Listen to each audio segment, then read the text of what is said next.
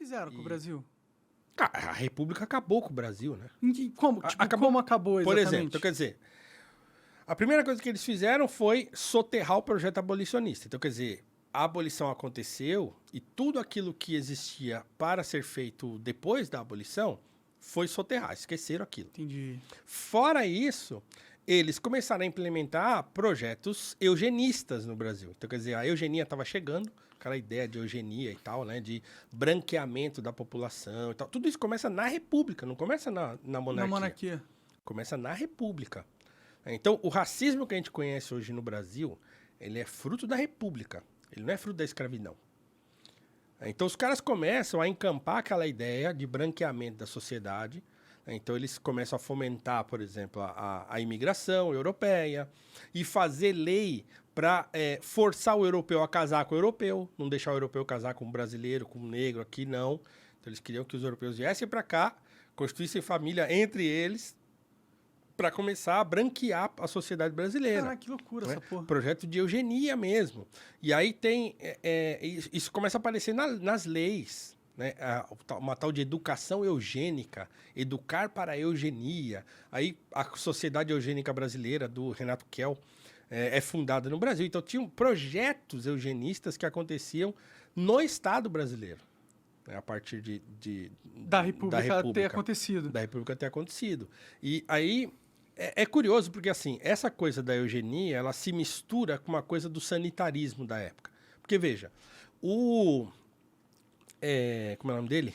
Ai, caramba, o nome vai fugir agora. O médico. Eugênio, tô brincando.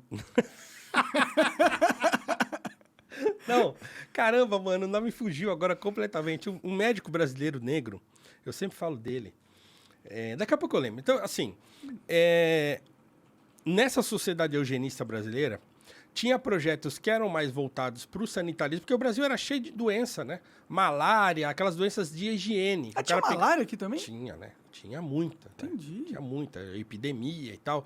Por quê? E eram doenças assim, da pessoa viver perto de córrego, de as pessoas andarem descalças no chão e tal. Então, tinha um lance de higiene que foi muito importante na época e que o Rebouças, por exemplo, escreveu uma série de artigos sobre higiene pessoal. Assim, porque para fazer com que os pobres tomassem consciência de que você não pode ficar andando descalço na rua, perto de lugar que tem bicho e tal, não sei o que lá. Então, quer dizer, para essa precariedade não se tornar nociva para as pessoas, então tinha toda uma ideia de higiene que tinha que acontecer. Que faz sentido, que né? Faz todo sentido. Sim. Que faz todo sentido. Mas, né, junto a isso, tinha os projetos de eugenia também. E aí eles meio que se mesclaram e se confundiram. Se mesclaram, porque aí tinha aquela ideia de que o africano ou o descendente africano era degradado, que a cultura era pior e que o africano era menos evoluído e que ele tinha que se juntando com o... Porque assim, aí tem duas coisas. Tinha uma ala que acreditava que a mestiçagem era uma coisa boa, né, que a miscigenação era uma coisa boa, e tinha uma ala que dizia que era ruim. Entendi. Então, alguns, como o Silvio Romero, por exemplo, que era um filósofo brasileiro e tal, ele dizia, não, se a gente começar os negros começarem a casar com os brancos, o elemento europeu vai prevalecer e vai melhorar a sociedade. Então, mesmo com uma ideia... Mas ele achava que ia ser bom. Tinha outra ala que dizia que era ruim.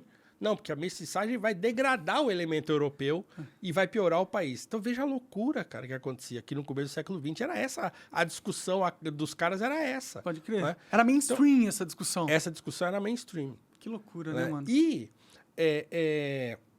eu tô aqui até agora tentando lembrar o nome do médico que fugiu. Eu tenho camiseta com ele, falo dele Procurei, o tempo todo. médico de Ai, meu Deus do céu, cara. brasileiro que fugiu. Fugiu da onde? Não, ele não fugiu. Ele foi um médico negro, psiquiatra brasileiro. Juliano Moreira. Boa, meu Deus boa, do céu. Cocão. Obrigado. Coloca uma foto dele aí, se tiver. Tem uma foto dele bonita, que ele tá com um bigodinho assim pra cima. E o Juliano Moreira, ele foi um médico, assim, tão importante. Essa aí, ó. Ah, bigode de respeito mesmo. O bicho era chave. Elegância. Né? E esse sujeito aí, cara, ele foi premiado no Japão na época. Cara, o trabalho dele chegou do outro lado do mundo. Na Alemanha. Ele foi premiado na Alemanha, foi premiado no Japão. Um médico psiquiatra negro e que foi um dos primeiros a começar a falar no começo do século XX. Eu não lembro de que época é o Freud, mas ele foi um dos primeiros a começar a falar sobre essa coisa de psicanálise no Brasil. Então, assim, foi um cara super importante, assim, para a medicina brasileira. E ele também fazia, olha que curioso, ele fazia parte dessa sociedade eugênica brasileira. Só que ele tinha essa parada, ele combatia os eugenistas racistas.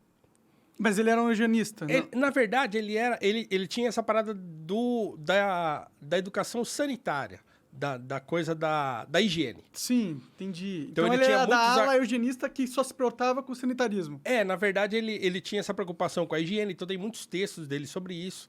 Mas o que é interessante é notar que, na época, tinha um embate muito forte entre ele e o Raimundo Nina Rodrigues, que era um médico eugenista desse racista. Entendi. Que acreditava que a miscigenação era ruim, que o o africano trazia um elemento de degradação para a sociedade brasileira.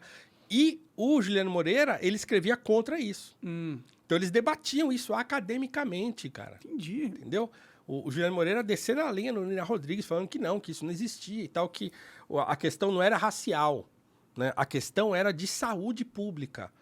E como as pessoas, os pobres, viviam em condições muito degradantes, aquilo fazia com que as doenças se proliferassem, né? E prejudicava, inclusive, surgissem doenças de caráter mental até, de falta de higiene mesmo, de doença, sei lá, doença do carrapato, doença de não sei o quê, doença de Chagas, né?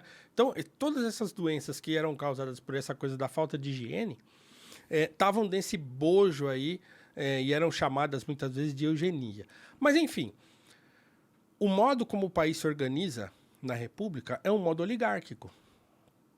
Então o Brasil vira uma grande oligarquia. Quem tem poder manda. E quem não tem, obedece. Quem não tem, se ferra e obedece. Então, nunca mudou até hoje, né? Não mudou até... Exatamente. Exatamente. O Nabucco fala exatamente isso para o Rebouças. Ele fala assim, olha, a situação dos negros no Brasil é um absurdo. Por quê? Porque eles não conseguem mais arrumar emprego, porque eles sofrem um preconceito atroz aqui. Então, eles estão ficando aonde? Pelas ruas. Estão se embebedando, estão se envolvendo na criminalidade. Então, assim, entende? Assim, no finalzinho do século XIX, porque o Rebouças morreu em 1898. Entendi. Então, ele recebe cartas do Nabucco falando isso, falando assim, ó, a situação do Brasil é essa.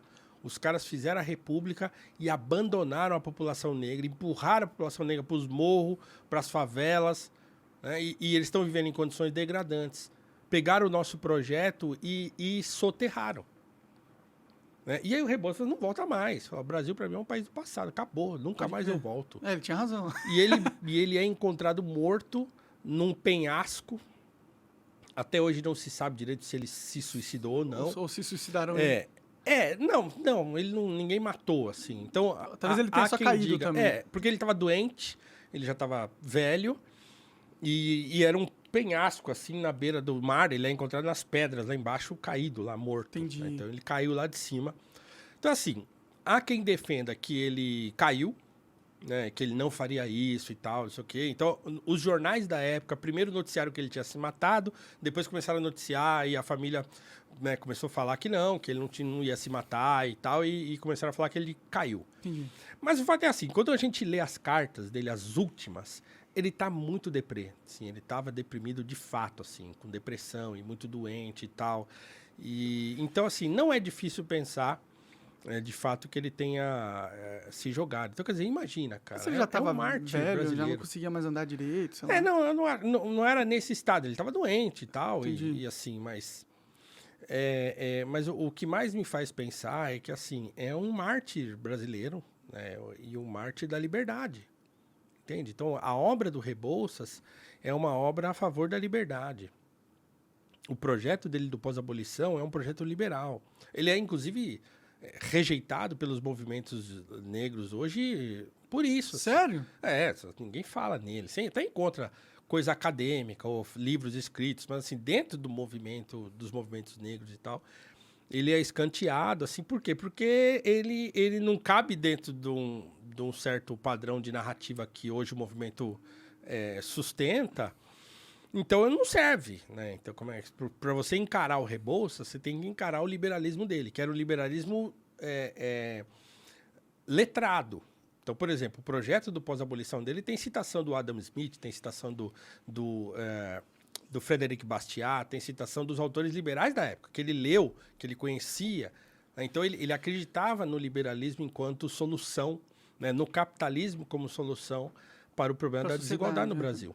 Né? Então, ele acreditava nisso piamente, assim, e defendeu isso nos seus artigos, no seu livro e tal.